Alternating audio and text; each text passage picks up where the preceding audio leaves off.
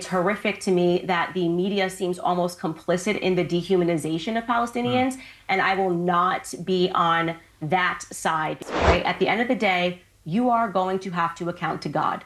It does seem that journalists are fearful to critique Israel. Well, I'm not now, at why all. is that? So... Because I would say, Piers, that you too, you seem a little fearful. Yeah.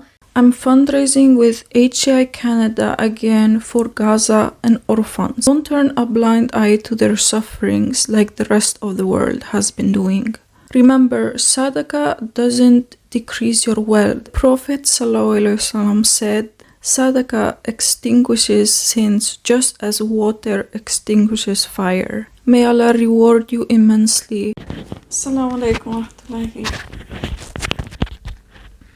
Use my microphone.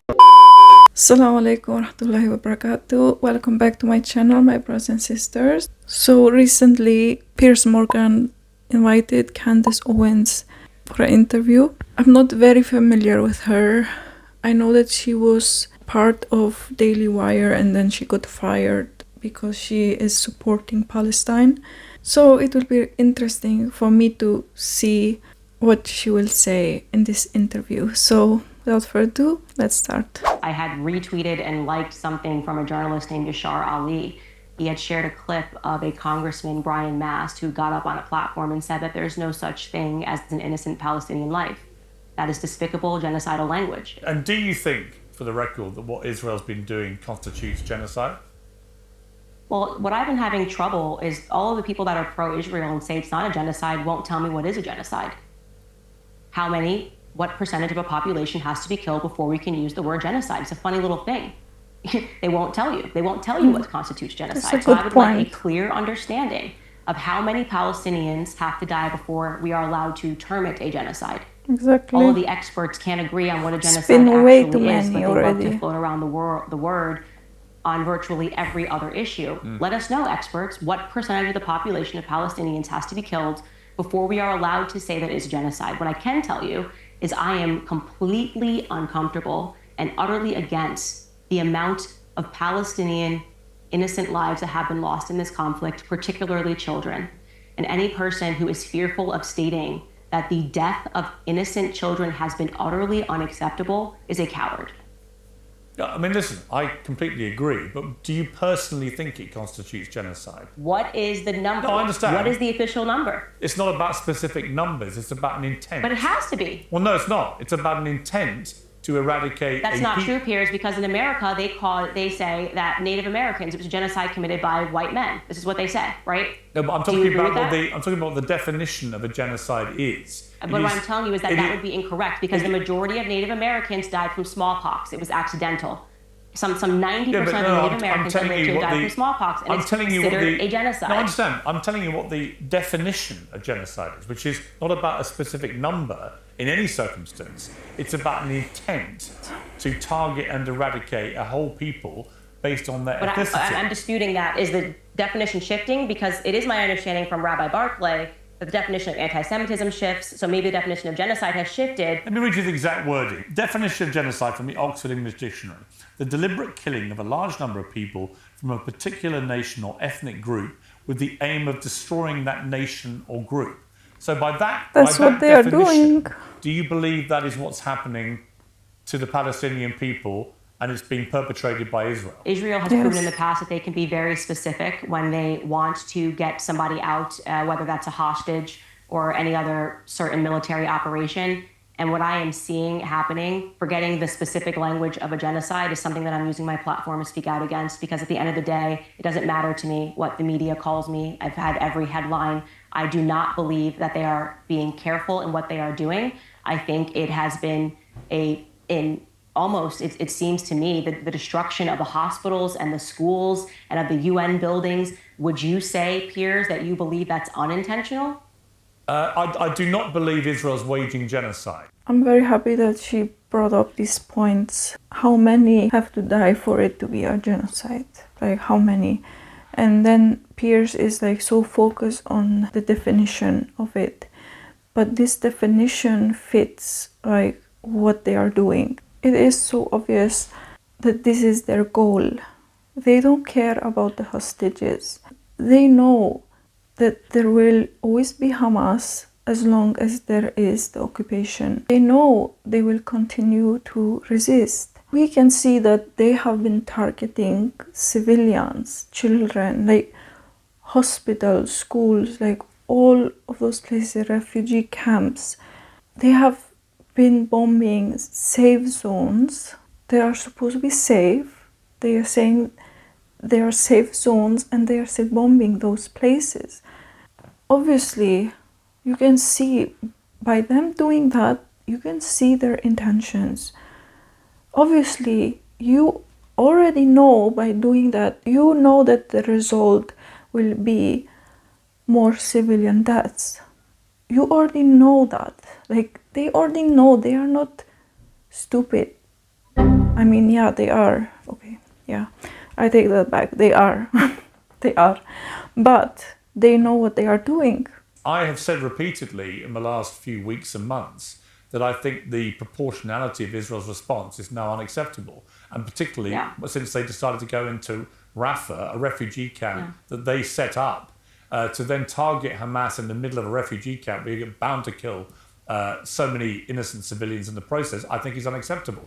But I'm just curious, given that you tweeted about genocide and no government ever has a right to do it, whether by your calculation from that definition, what Israel is doing is deliberately killing a large number of people from a particular nation or ethnic group with the aim of destroying that nation or group. Yeah, well, what I can say to you, again, because these definitions shift, I don't think we need to focus on the word because I'm telling you what I believe.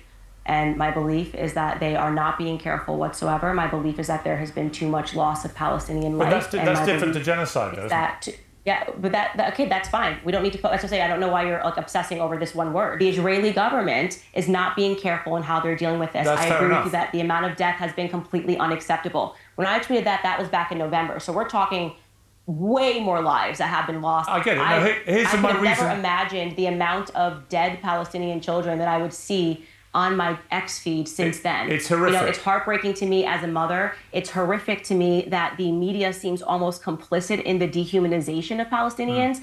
And I will not be on that side because at the end of the day, the hit pieces, the name calling, the anti-Semitism, the psychopathic language that seems to be coming out of people means nothing. And I want to make sure everybody knows this, right? At the end of the day, you are going to have to account to God for the things that you allowed, for the things that you were complicit in, and for the things that you did not have enough courage to state. Okay. The amount of death of Palestinian children has been unacceptable, full stop. Okay. Bibi Netanyahu, in my view, should not be given an invitation to Congress.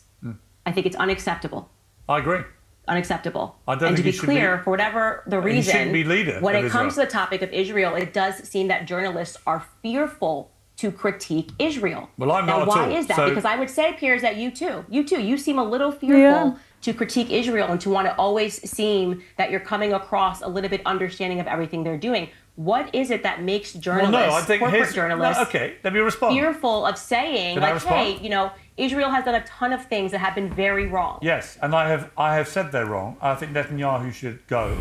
I think half of that cabinet should go, because some of them have definitely been using genocidal language. I think a lot of what Israel's been doing in the last few weeks is completely unacceptable. I am consistent on all matters. I do not want America involved whatsoever in anything that is happening in Israel. I don't want my dollars sent over to Israel. We should not be supporting Israel. It doesn't even make economic sense that we have so much debt and yet we're sending money over to support Israel. And the biggest issue, by the way, that I have with Israel in talking about them being above reproach is the fact that they are supplying the arms to murder Christians. Okay, in Armenia, the oldest Christian country in the world, and yet nobody talks about that. For whatever reason, it seems to be the circumstance that when Jewish people die in Israel, it's wall-to-wall coverage. But when Christians die all over the world, nobody talks about it. The slaughter of Christians in Armenia, the arms being supplied by Israel, that the media turns the other way and says, oh, okay, but what about what's happening in Israel? So you know what I'm asking for? Actual equality.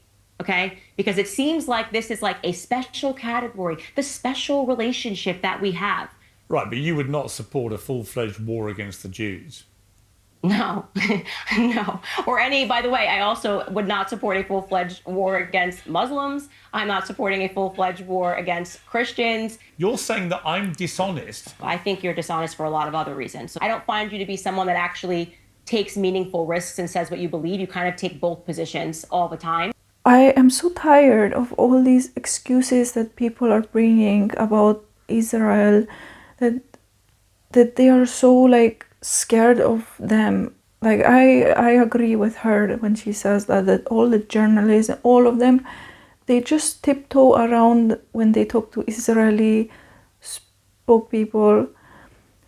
They just tiptoe around and just, like go lightly about it, and it's just such a joke. Like it's really, it just makes me so angry to watch that, and it just, because it's just so obvious, like the double standards. It's crazy. When is the world gonna hold Israel accountable? When? For what they have been doing. You don't have to be focusing on the word if it's a genocide or not. In my opinion, I can see that it is, and millions of people can see actually that this is a genocide because they have seen the videos, they have seen what they have been saying, what they have been calling Palestinians human animals. They have been said that there is no innocent Palestinian. They have said so many things. There have been videos of people saying that they want this land for themselves. There have been countless of videos of this kind of talk. Why is that not shown? Why is it so much hidden? Like, yeah, I am so glad that she brought these things up. This is really important, and especially she brought a very good point about that we will all be held accountable by God. No matter if you are a Muslim or a non-Muslim, doesn't matter. Everyone, every single person will be held accountable.